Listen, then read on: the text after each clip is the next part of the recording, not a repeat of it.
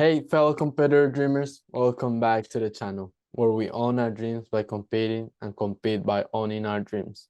I'm here with Pauline, and I'm excited to have you in this other episode of the channel. So, welcome, Pauline. And can you tell us a little bit about yourself, a little bit about your background, and who you are? Hello, everybody. My name is Pauline, and I'm the creativity and peak performance coach. And my background actually started in art, but I had a lot of involvement in motorsports as well.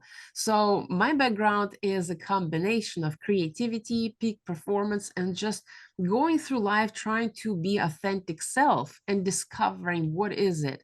And now I work with other individuals as well who want that authenticity, who want to be fully themselves, and who want to win essentially in life and in sports.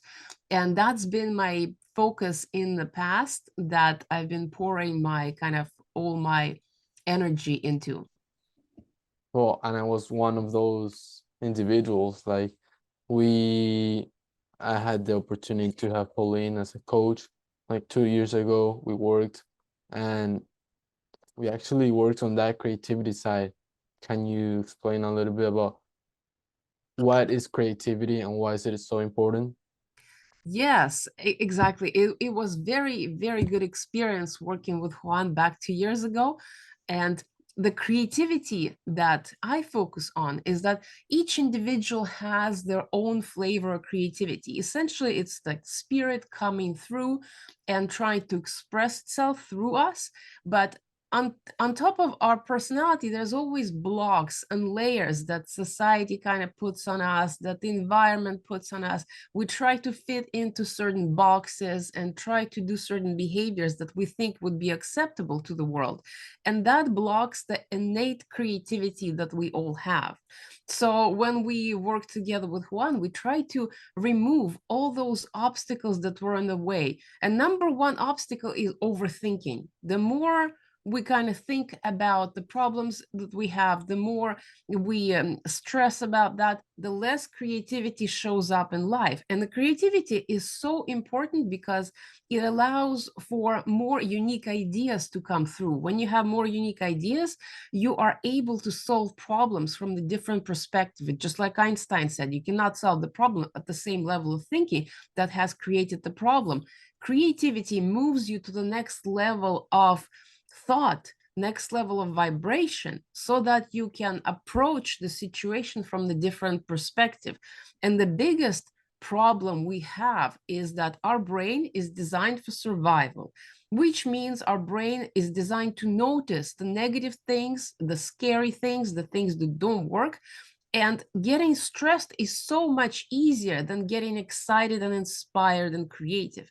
So that becomes then the work of how to really identify all those things that keep the brain in the mode of survival and how to move out of it in order to be more yourself, and as a result win more, succeed more, get a more fulfilling life, and just expand, because universe constantly expands and we are representation of that universe on a smaller scale. So we also want and need to constantly expand, and creativity leads us towards that expansion.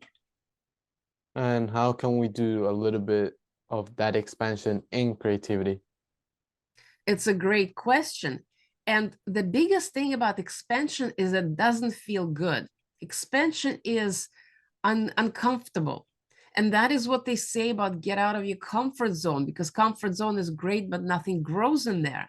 We can do what we can do is consciously look forward into the unknown, look fear in the eye, and take steps towards some kind of uncomfortable things that maybe we haven't done before. Because expansion comes from doing things you haven't done before, learning how to do them, getting a skill, getting confident, and then moving forward with that. So, creativity allows a person to face those challenges, because in order to be creative you have to move out of stress. When you move out of stress, you start thinking differently. When you think differently, you're much more likely to face the challenges, circumstances with much more strength inner resilience, and move ahead faster than if you don't have creativity. That's a downward spiral. So it's stress, it's depression, it's low energy state, it's bad thoughts, slower actions, and just contraction. So that is what we think about here. It's expansion, moving forward, or contraction and sitting back and holding yourself back. Okay, and you're saying that fear is one of the biggest factors right there. And it's not that just that because I am fear, it's just that we're wired like that. Like a long time ago, we had to be fear, like we had to feel fear because it was survival. Like if a lion was close, like the fear was what was keeping us alive. But nowadays, like there's a lot of things that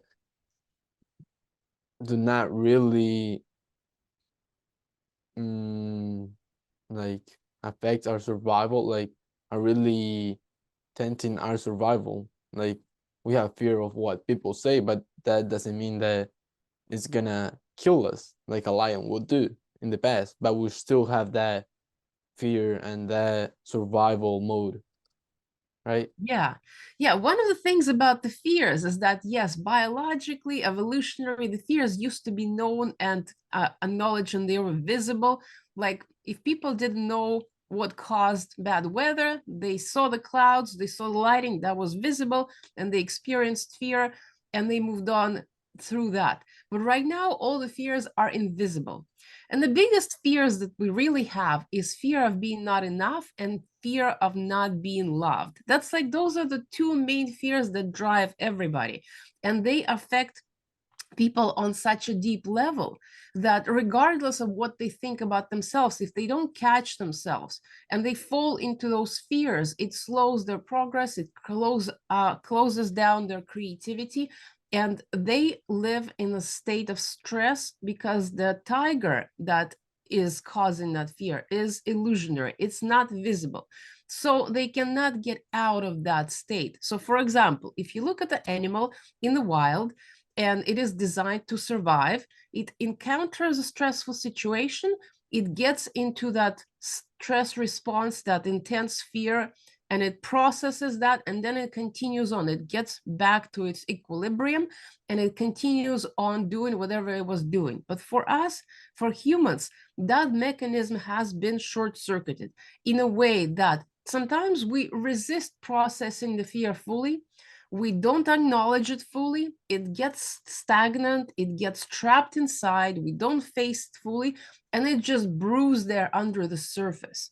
So those are the things that cause stress without us even knowing. And the stress causes our brain to go into survival mode, which closes off the creativity and slows us down from expansion. It's really quite a closed loop circuit that the person has to be aware that the fear has its reasons and its purpose. It's evolutionary design, it's there for a reason. And as I talk about flow state, and there's a flow state cycle, which has 4 parts, fear actually plays a very important role.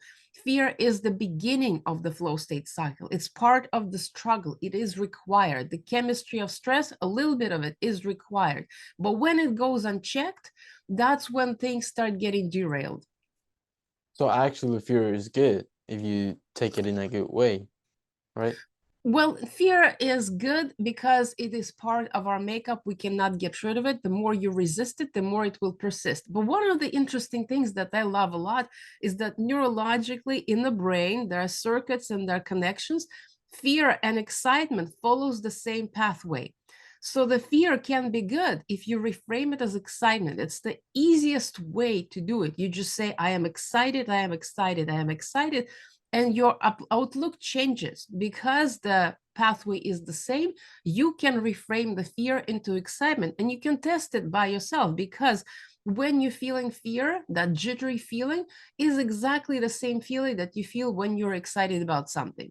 So the easiest thing is to go test it, rename it into the excitement, and see what happens. So when we're thinking about chasing our dreams and doing what we love, but we have fear of what are people gonna say or what if I fail, we instead reframe it thinking about, okay, I'm excited to make it. I'm excited, like thinking about a good future, right? Yeah, one of my favorite quotes that comes from one of my mentors is that the quality of your life is in direct proportion to amount of certainty you can comfortably live with, which means if you are comfortable with some uncertainty, some unknown, some fear in the future, you are able to move towards your dreams much faster. And the dreams essentially is your heart speaking. It is the desires of the heart and soul trying to come through your person as a being, trying to express itself in that specific way. So dreams, following the dreams is actually very important for expansion, for personal evolution, for personal fulfillment.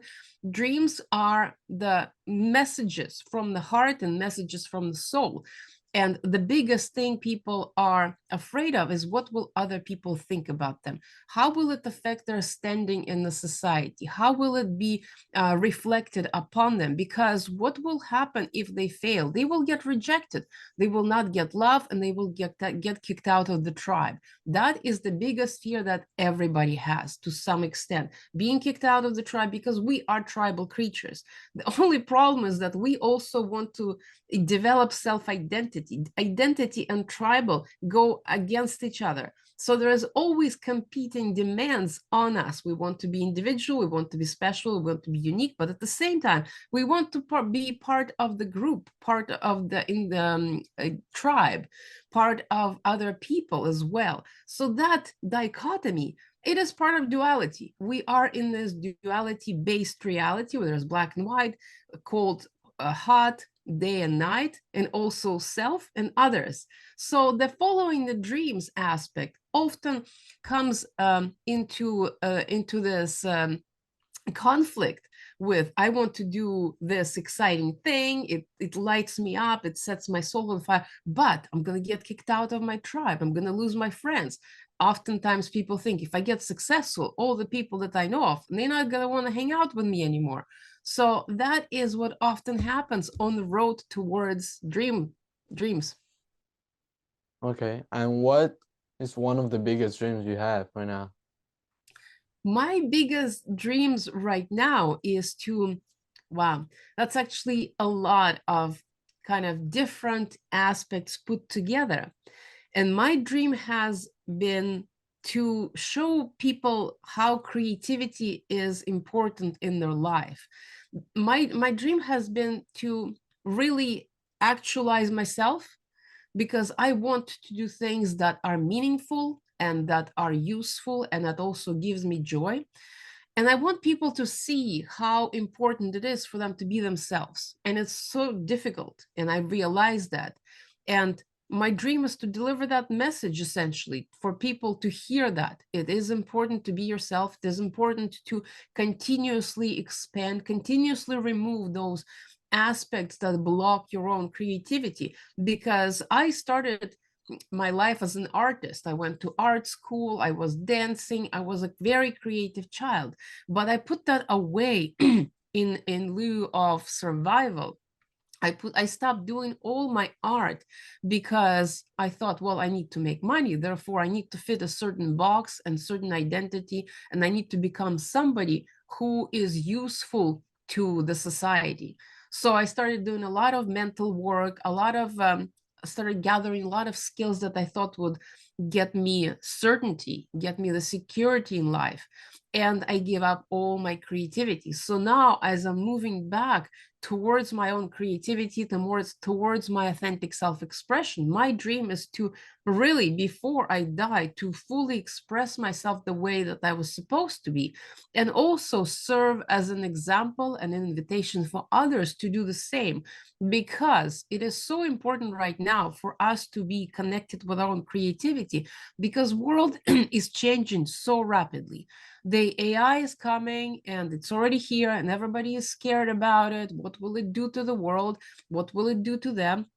But the biggest tool and the biggest strength we have is our own innate creativity, which nobody can take away from us. Not even AI, no computers, no changes in the world can affect that. It's innate, it's within us. All we have to do is just uncover it and stop blocking it. So I think it's so important right now for people to realize that they have all the power to create a better world. It's already in them. All they have to do is just remove the limitations. So is life purpose like fulfilling that, like getting to your highest self, or what do you think life is, like life's purpose is? The way that I see it, the life purpose is constantly moving towards the higher and higher expression of yourself, which means moving. So we start as a very three-dimensional kind of beings, very here and in this now present moment. It's very dense, it's very physicality based, and it has a lot of limitation. The purpose of life is to continue moving upwards where we are more of a wave rather than a particle. This goes a little bit into the quantum science, but we are always kind of oscillating between the particle and the wave.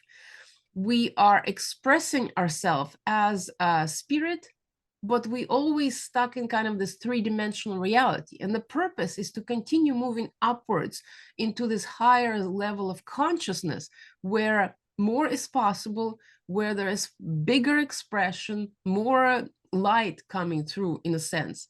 So it's constant movement upwards in a trajectory of growth and expansion. That is what I think the purpose of life for each individual is. But the way it shows up for each individual is different because everybody is unique and everybody is here to experience life in slightly different way. So the road towards that ultimate expansion and higher level of consciousness for each individual person is uniquely different, but the process is the same. It's movement from fear to love, essentially. Very simple. And moving from fear to love, do you think anything that we set our minds to is possible? There are a lot of things possible. So there are certain things that are impossible. Look at gravity, for example. It's still impossible for us to flap our hands and fly like birds. There are certain limitations to this reality, but there are so many possibilities that exist within ourselves to create better circumstances and better kind of opportunities for us to be fully ourselves. So a lot of things are possible. Yet at the same time, there are some limitations. The person who is short might have very hard time getting into NBA to play basketball because of the height, physicality, and all of that. But there is still a lot of possibilities within that kind of aspect. So we live in the world of duality. So there is a lot of things possible and a lot of things impossible at the same time. The key is to focus on what is possible for you as an individual that is aligned with that unique expression. Alignment is so critical here because alignment requires a person to understand their own values. What is it that's so important to them that they can't live without? Then understanding what kind of rules have they created for those values to be expressed. And that is the movement towards the dreams, movement towards expansion, movement towards love, through alignment and through creativity and through removing of all the limitations in the way. Okay. And how can we move towards that? Like, do coaches like you, do they help us move towards that? Or what could help So us? yeah, that's a great question. How? Well, we always want to know how, but the bigger question is why? Why would anybody want to go towards the dreams? It has to be a personal motivation to move somewhere, to go somewhere from point A to point B. The how then figures itself out only if you have this endpoint in mind, the bigger aspect, the vision. When you are connected to your vision, and the values are identified, then it's easier to figure out the how. However, what some of the aspects that are helpful on the way towards the vision is getting help for identifying what are those values are, getting help identifying what the rules to those values are.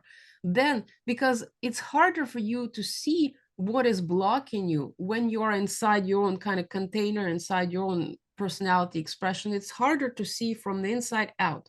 Therefore, it is better sometimes to have somebody else reflect to you what is it that seems to be blocking the way. It is easier for other person to see what is in the way of progress. That is why coaching works so well, because it moves the person forward by identifying what it is that they can't see themselves. But the person can also do that work themselves. It might take longer, but they can definitely do it. The first key is awareness. Where are you now? Being truthful with yourself. Let's say a person wants to be a triathlon winner and they don't know how to swim. And that is a real story of Siri Lindley. She did not know how to even swim. And she became, in 8 years, she became a world champion in triathlon. It is possible, but it takes a lot of time, a lot of effort, and some kind of incredible drive. Of course, she also has coaches. So that is the process. Like, you have to know where you're starting. If you don't know how to do something, yet you want to go there, you need to learn the skills. Then you need to understand what limiting beliefs you have. There are a lot of aspects that can be improved by the person themselves, but there are certain things that can be really helped by having an accountability partner, accountability coach, and somebody who can look from a different perspective. It really becomes about a work of dedication towards that vision, towards that dream, and not letting things derail you or stop you, because the mind will always come in with reasons why the person should not continue forward. There's going to be no shortage of resistance for anybody who is a creative, for anybody who is in sports, for anybody who is trying to get somewhere in life. There will be never any shortage of resistance. The key is, how do you overcome that resistance? That becomes really the process. So to overcome that resistance is really important. The why is really important, right? Yeah. So for those who don't know what are coaches, can you explain what are coaches, who are coaches, and what do they do? Yes, that's a great question, because originally coaches were just for sports. They were the people who did the sport themselves. They gathered the skills, and then they helped younger athletes to move forward in their career by teaching them what they already knew. However, now we have a lot of people who are coaches in the way that they help the person move forward in their psychology, in their mindset. And that is just as important, because just like any athlete cannot get to Olympics by themselves, they need coaches. The people who are trying to get somewhere in other ways also need those people who can be there supporting them, identifying what is on the way, creating the plan, and then following the execution and supporting the person on their way towards that execution. Coaching is future focused activity. It is always driving kind of the movement forward, setting the goals, seeing what is in the way of resistance, what is in the way of what is preventing people from moving towards those goals, constantly removing that, supporting and elevating the people, and continue on in the journey. It's almost like a Sherpa. When you are ascending a mountain, it's better to have somebody with you who has done the work before and can support you on that progress and that process. So coaching has a multifaceted approach to this. There are some people who are very much focused on transferring the knowledge of what they have done before and assisting people with that. But there are also coaches who just notice the patterns, notice the discrepancies, see things from the different perspective, and then help the person to reframe what it is that they're thinking. And that way they help the person move faster. So you have experience coaching yourself. So how was it for you? How was the movement and the progression? How did it help you in your career at that time? Well, I would agree with you that, like, yeah, I could do it by myself, but it's a shortcut, as you're saying, and is seeing things from different perspectives, from a different point of view, that can actually help me, propel me to get to those goals or to that ideal or highest self faster, that I could do it myself. Yeah, but it's gonna take me longer. Yeah, So I really think coaching that keeps the higher aspect in mind all the time, higher potential of a client in mind, and constantly holding that ideal towards them, all constantly holding that higher potential in mind, and not letting the person forget about what is possible and what they're capable. It's almost like constant elevation of thinking so that they can go higher, faster, better, and just believe in themselves more, because it is helpful to have somebody on your side who believes in your potential. And then you start believing in it yourself and keep moving further and further.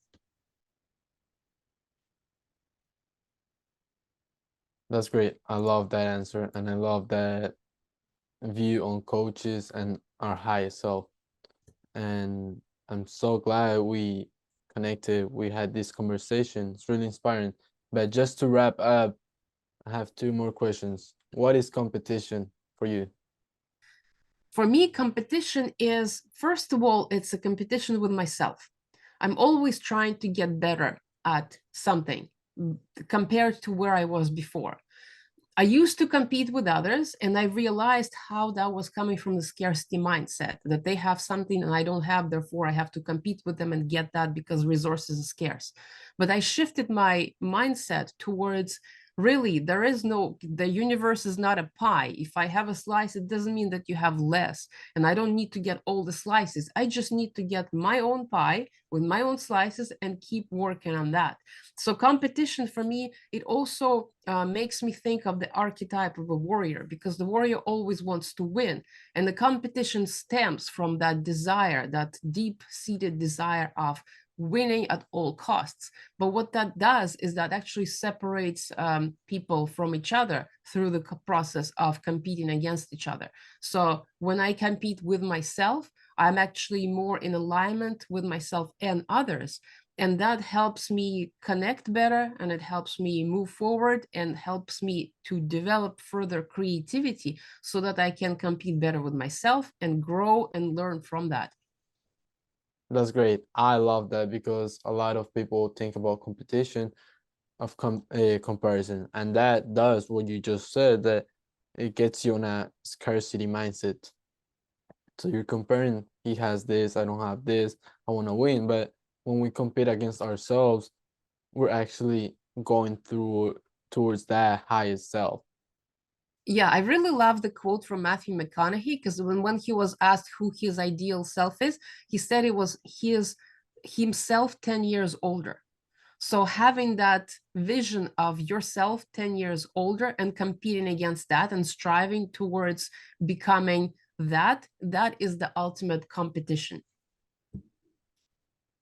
Love that, because we can get so much wisdom from thinking about our future self, because they can give us wisdom of how they got to where they were, to they where they are. And my last question to complete it is, what do you think a dream is for you? The dream for me is to have people understand that they can be better. They can be more expressive, they can be more authentic, and they can be more creative. And as a result of that, they can connect with each other much better. And we can move into the next level of our creative expression, our collective expression, through the process of personal alignment, personal awareness, and expanding ourselves towards doing things that are uncomfortable so that we can be better. So do you think that a dream, the meaning of a dream is going towards our purpose? The meaning of the dream is to listen to that aspect of the heart's desire that wants to show through in this unique way, so that the spirit can really experience this life through this is essentially person that is walking the earth. So the dream is the guiding force. It is the North Star for the development of that expression. I love that. So I say that because my philosophy is dream to compete by owning our dreams, and compete by own, I mean, Dream to compete by owning our dreams and compete by owning our dreams. I said that wrong. Dream to compete by owning our dreams and owning our dreams by competing. So like getting to our highest self, which is our dream, by comparing against ourselves. I love that. Thank you, Pauline, for being here today. Thank you. If anyone wants to find you, how can they find you? Easily to find, Pauline Dougald on Instagram. You can also put my website, artdiversion.com, and here on the YouTube as well, Art Diversion. Thank you. See you all, competitor dreamers. Until next time.